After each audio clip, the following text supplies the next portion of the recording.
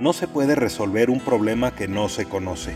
En el caso del calentamiento global, cada año escuchamos que se rompen récords de calor en distintos rincones del planeta, a la vez que se registran cada vez mayores niveles de gases de efecto invernadero en la atmósfera.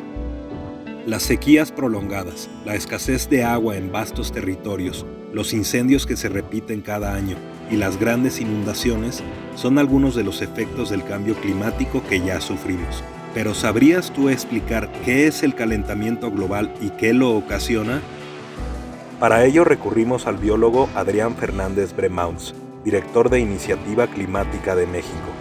Doctor en Ciencias Ambientales por el Colegio Imperial de Londres, este investigador dirigió durante más de 7 años el Instituto Nacional de Ecología y conoce como nadie en México el fenómeno del calentamiento global. Veamos cómo se da esto del calentamiento global. A ver, el que tengamos en la atmósfera del planeta una cierta cantidad de gases como el dióxido de carbono sirve como una cobija natural históricamente al planeta. Gracias a que en el planeta ya había una cierta cantidad de dióxido de carbono históricamente, antes de la revolución industrial, es que la temperatura promedio del planeta es 15-20 grados centígrados en vez de ser menos 15 grados. Entonces, era bueno tener una cierta cantidad de estos gases que tienen un cierto equilibrio, se mantiene una cierta concentración y permitieron a lo largo de miles y miles de años el desarrollo de la civilización, de la cultura, de las poblaciones.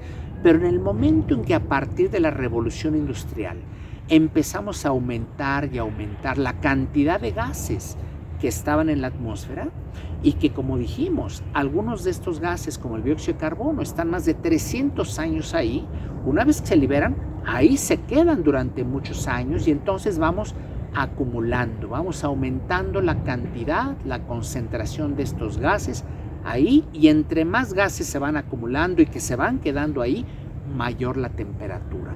Este es el fenómeno básicamente del calentamiento global, porque el sistema natural que teníamos de tener ciertos gases que nos mantenían el planeta en unas temperaturas, unos rangos vivibles, nosotros lo modificamos para que tengamos una idea aproximada. Antes de la revolución industrial, las concentraciones andaban poco más de 200 partes por millón, 200 unidades. Ahora ya estamos en algo así como 420 partes por millón. Ya prácticamente estamos duplicando la cantidad de estos gases en la atmósfera. Nosotros los seres humanos modificamos ya el balance químico que tenía la atmósfera cuando llegamos al planeta. Y eso está volviéndose en contra de nosotros. Entonces, tenemos que volver a restablecer ese equilibrio. Tenemos que primero detener la emisión de gases de efecto invernadero. Eso nos va a tomar 30, 40 años.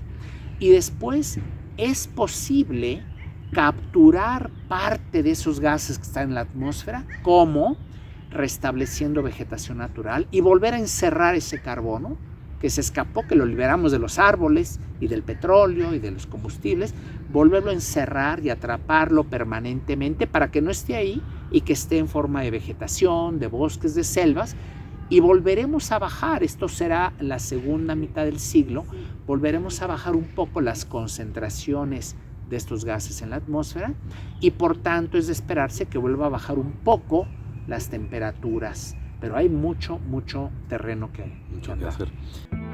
¿Cuáles son las fuentes principales de emisiones de gases de efecto invernadero a la atmósfera? Cuando analizamos cuáles son las causas o las fuentes principales de emisión de los gases que calientan el planeta, hay dos grandes tipos de fuentes. Una es claramente la quema de todo tipo de combustibles fósiles, las gasolinas, el diésel, el petróleo, el carbón, porque cuando las quemamos liberamos grandes volúmenes de dióxido de carbono a la atmósfera y una vez que lo liberamos se queda 300 años o más ahí y tiene un efecto de calentamiento del planeta. La otra gran fuente de emisiones de dióxido de carbono es cuando deforestamos. ¿Por qué? Porque toda la materia verde, toda la materia vegetal que hay naturalmente en el mundo y que había mucha más hace 100, 200 años, son reservorios naturales de carbono. ¿Por qué? Porque cada árbol, de hecho cualquier ser vivo, cualquier tejido de cualquier ser vivo, básicamente es la química del carbono. Los árboles son grandes contenidos de carbono, almacenes de carbono. Los quemamos, los talamos, el carbono que estaba atrapado a veces por décadas o por siglos en esa vegetación, esos árboles, se libera a la atmósfera. Entonces, es un hecho esto y tenemos por eso forzosamente que cortar los dos tipos de fuentes de emisión de dióxido de carbono, la quema de combustibles fósiles y dejar de deforestar inmediatamente y luego pasar una etapa de restablecer los ecosistemas naturales con más vegetación.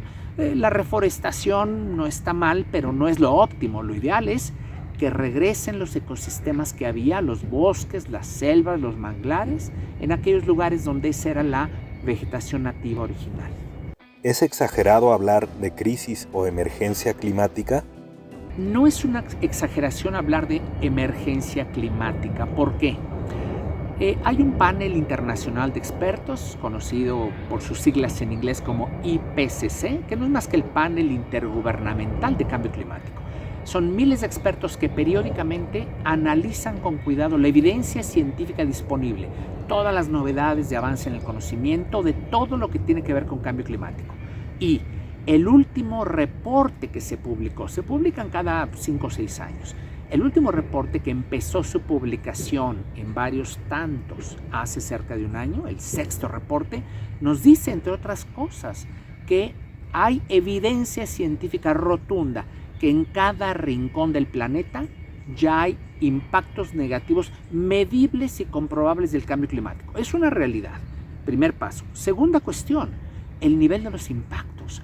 Hasta ahorita le hemos incrementado más o menos 1.2 grados centígrados en promedio a la temperatura del planeta. Pero justamente en tiempos recientes hemos escuchado todos que se están rompiendo récords casi cada día en todo el mundo de la máxima temperatura histórica registrada. Hay una tendencia, si analizamos los últimos 10 años, los últimos 20, hay una tendencia clarísima que sube. Dos cosas. Sube la concentración que se mide con mucha precisión de cuánto dióxido de carbono hay en la atmósfera, y luego hay una relación directa, no lineal, pero directa, con el incremento en la temperatura, que sube. La última década completa, del 2010 al 2020, fue la más caliente de la historia. Y vamos apuntando claramente en esta década en la que estamos a que va a ser de calle, por mucho va a ser una década más caliente que la anterior. Entonces, hay de nuevo mucha evidencia científica, no hay duda, y por tanto sí estamos en una emergencia climática. Ya los impactos actuales del cambio climático están ocasionando mayor frecuencia e intensidad de eventos climáticos extremos, una amenaza a la producción de alimentos. La seguridad alimentaria en el mundo está amenazada por mayores incendios, por sequías prolongadas y, en contraste, inundaciones sin precedente en muchos lugares, incluyendo en sitios donde hay sistemas de producción de alimentos fundamentales para el planeta.